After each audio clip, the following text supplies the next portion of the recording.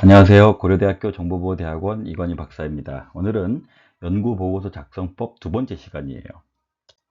오늘은 이제 본격적으로 그 글쓰기에 들어가기에 앞서서 글쓰기가 되게 어렵다고 생각하시는 분들에게 반드시 그렇지만은 않다. 이걸 말씀을 드리려고 하고요.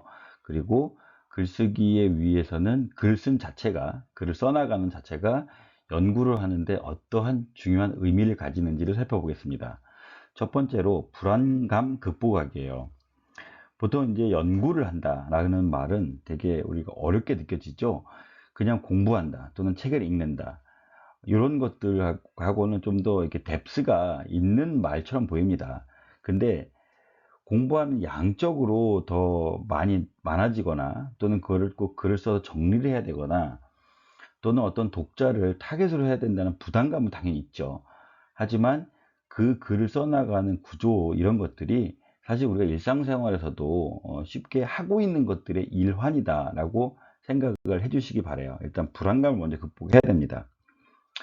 그리고 이 불안감은요, 여러분 또는 저 이런 사람한테 특별한 것이 아니고요, 누구나 그렇다는 겁니다. 연구 과제를 하다 보면요, 당연히 항상 늘 그렇습니다. 아무리 논문을 많이 쓴 사람도 어, 기존에 있던 것을 정리하는 데 끝나는 게 아니잖아요.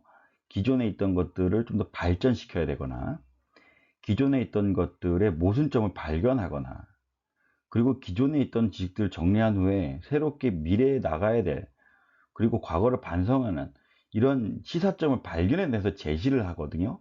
그렇기 때문에 아무리 논문을 많이 써본 사람이라 할지라도 그 속도는 좀 빠르거나 연구하는 방법론에 대해서는 되게 익숙할지 몰라도 항상 중압감을 느낀다는 것은 똑같다는 걸 여러분 아셔야 돼요. 그리고 글을 쓰는 동안 몇 번 무너집니다. 그냥 뭐 오늘 하루 있었던 일을 일기로 정리한 것과는 다른 거잖아요. 그리고 되게 장시간의 어떤 그 학습이 필요하고요. 학습했던 것들을 다시 정리하고 주장을 하고 심지어 거기서 나중에는 결론을 도출해야 되기 때문에 중간중간에 이제 제가 생각했던 또는 우리가 생각했던 방향과 뒤틀어질 때마다 좌절감을 느낍니다. 근데 이거는 아주 당연한 절차예요. 아주 당연하게 오는 것이기 때문에 그때마다 무너지면 안 된다는 겁니다. 항상 그 끝에는 더 큰 만족감이 기다리고 있다. 예를 들어서 일반 회사에서 기획을 할 때 힘들죠.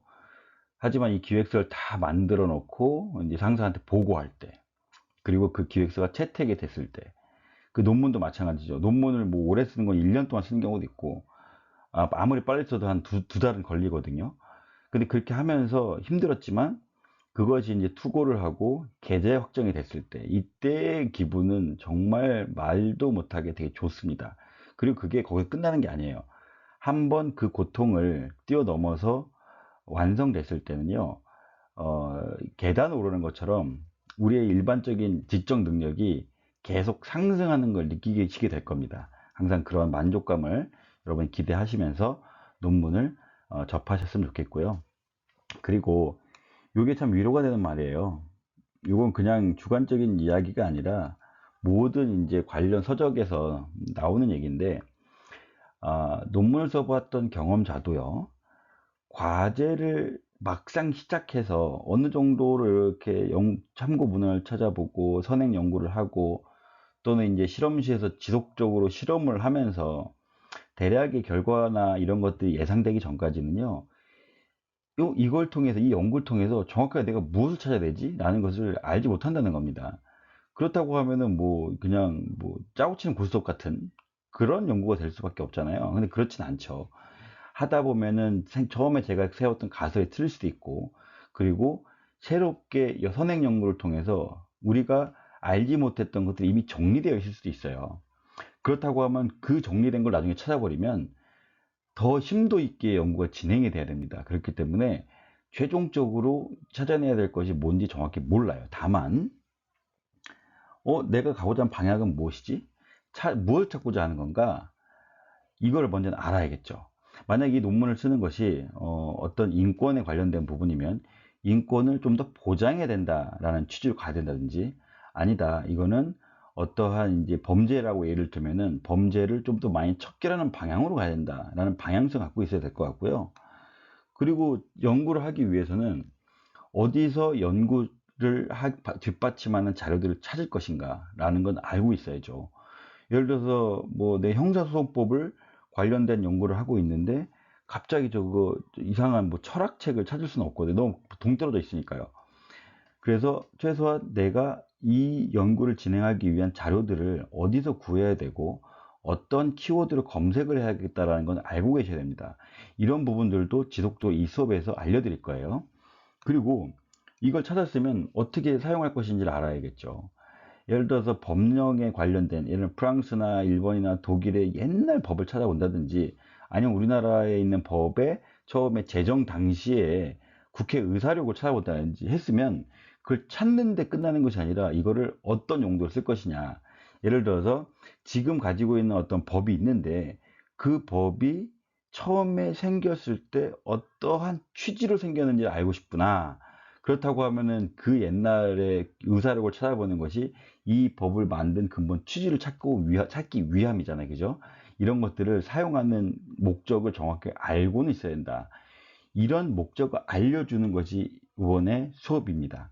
그리고 그런 걸 어떻게 찾아야 되는지, 어떤 방식으로, 어떤 절차로 가야 되는지를 이 연구보고 작성법을 통해서 여러분이 아시면 돼요.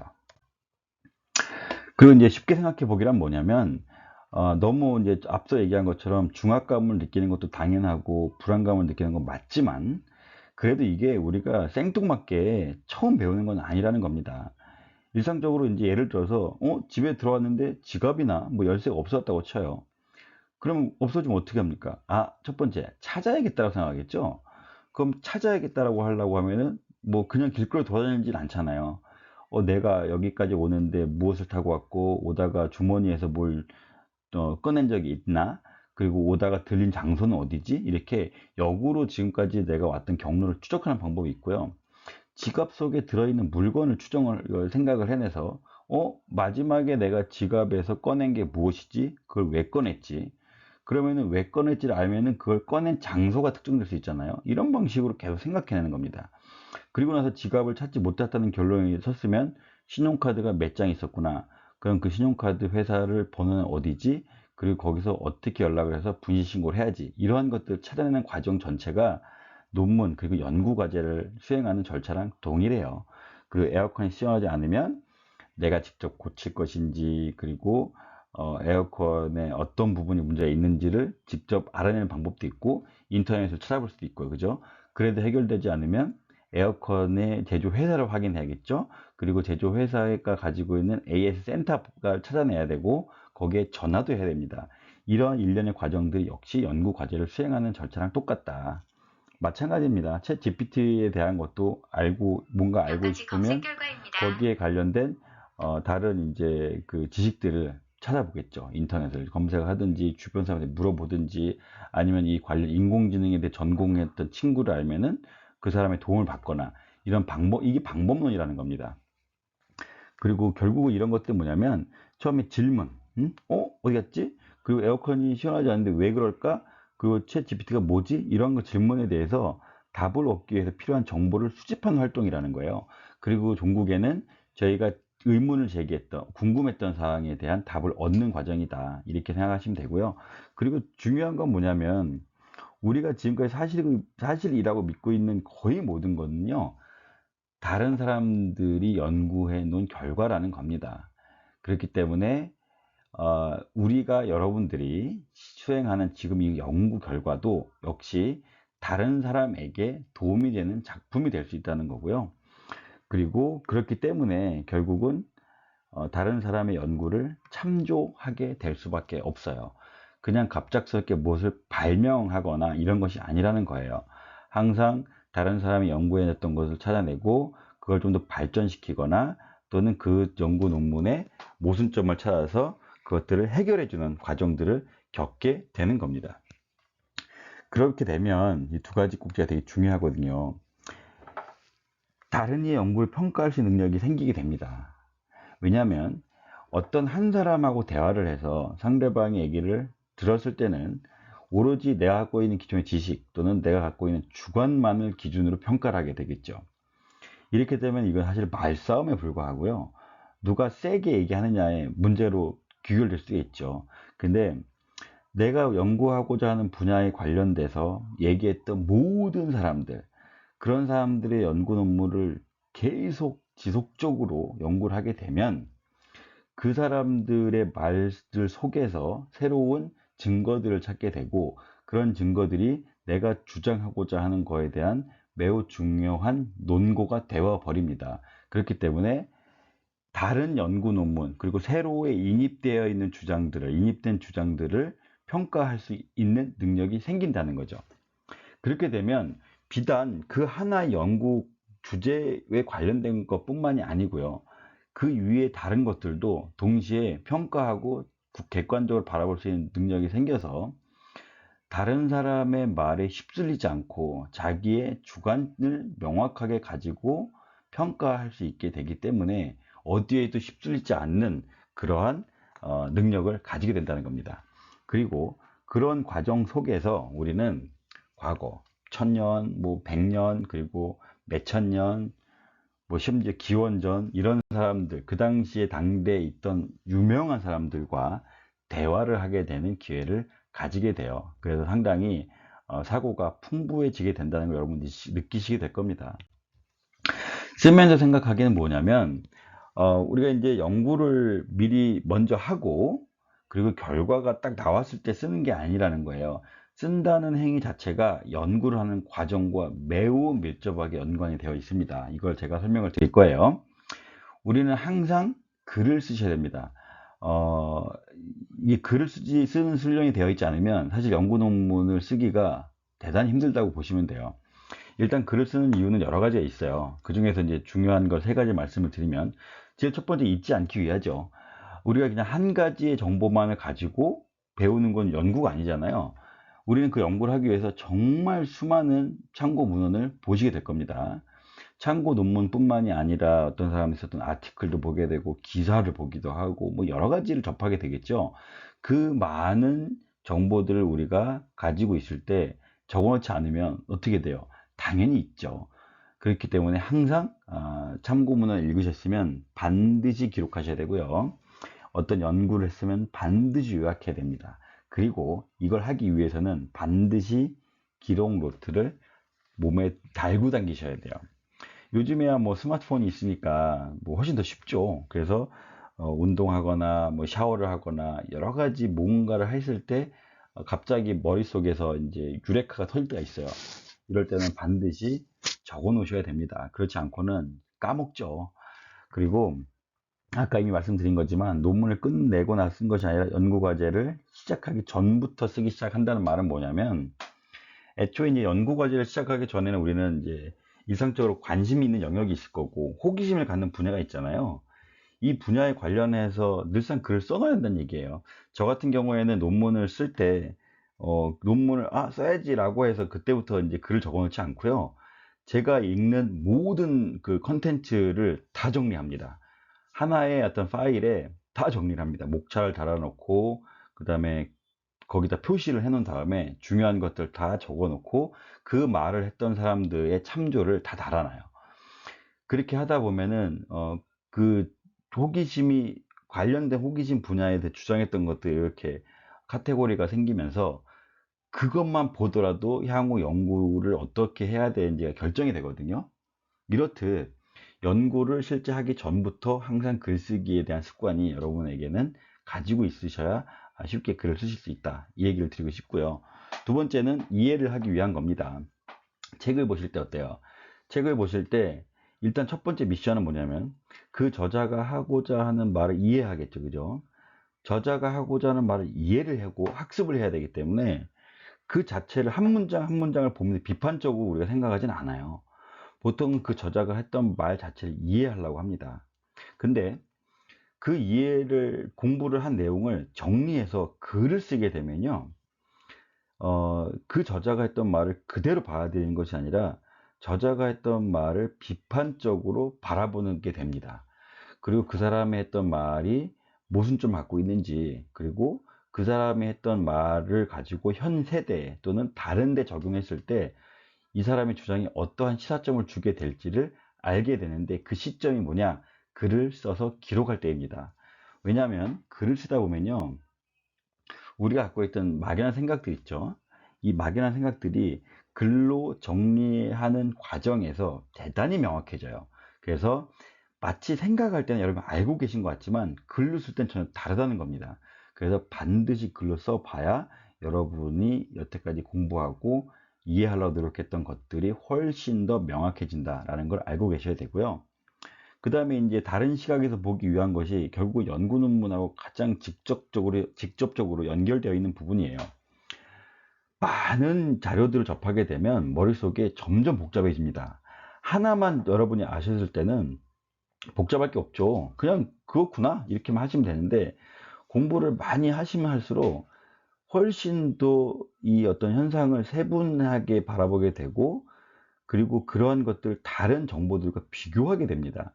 그러면서 정보의 양이 많이 늘어나면 늘어날수록 머리가 복잡해져요. 그때 이제 글을 딱 써서 내가 갖고 있는 상념을 정지시켜야 돼요.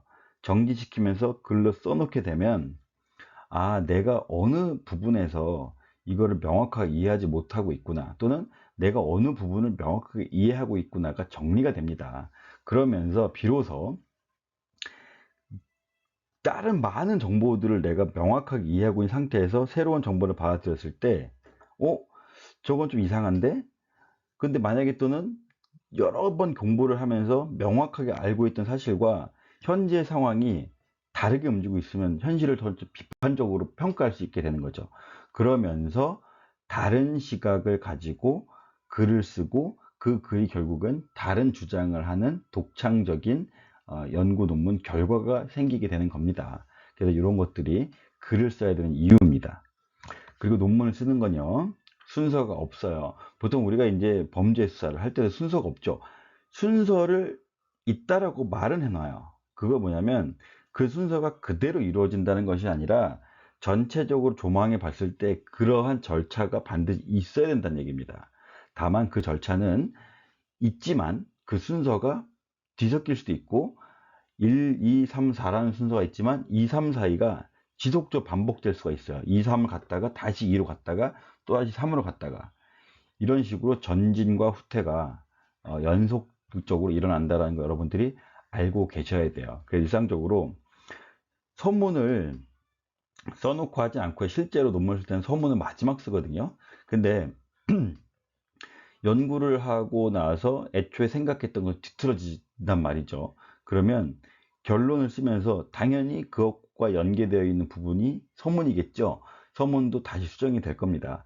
그리고 쓰다 보면요, 어느 한 구석은 내가 주장하는 바를 입증하는 논거들이 부족할 수가 있어요. 그럼 당연히 처음으로 돌아가서 선행 연구를 더 진행할 수밖에 없게 되겠죠. 이런 식으로 논문은 전진과 후퇴가 거듭되는 과정이다. 이런 걸 여러분이 이해하고 계셔야 됩니다.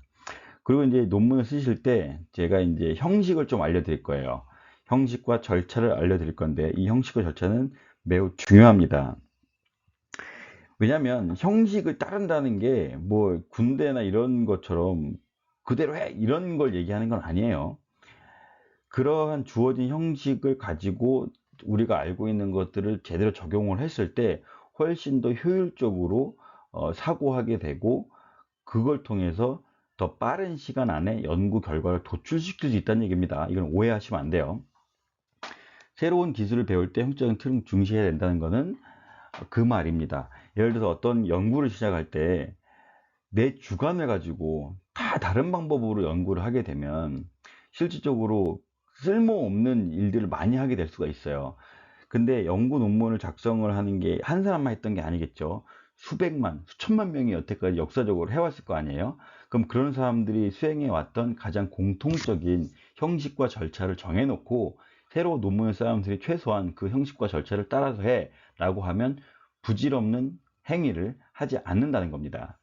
그리고 완숙한 경지에 오르면 형식은 내용 속에 녹아서 없어지게 된다는 게 무슨 말이냐면, 이런 형식을 통해서 계속 학습을 한 사람은요, 굳이 그 형식을 따지지 않아도 애초에 내용을 바로 그 형식에 맞춰서 사고하게 되고 있고, 그리고 처음에는 형식을 갖춰서 간다고 했지만 최종적으로 보면은 내가 제시했던 그 형식들이 다 녹아서 내용 속에 다 뿌려 흩어진다는 얘기예요. 다시 한번 말씀드리면, 보고서를 여러분들이 써보신 분이 계실지 모르겠지만, 보고서를 처음 쓸 때는요, 남이 써오는 양식에다가 그냥 형식적으로 이렇게 집어넣기만 해요.